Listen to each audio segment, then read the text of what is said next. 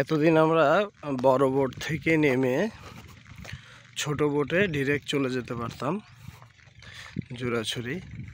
তো আজকে থেকে পানি এতই শুকিয়ে গেছে যে আমরা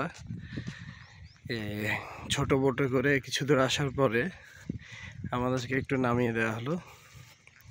তো আমরা একটু হেঁটে সামনে যাচ্ছি, যেখানে একটু আবার পানি আছে সেখান থেকে আমরা আবার বোটে উঠব। তো এই হচ্ছে সুইজারল্যান্ডের জোড়াছড়ি শাখায় আমরা হাঁটছি। যতদূর চোখ যায় শুধু সবুজ আর সবুজ। ঠিক আছে,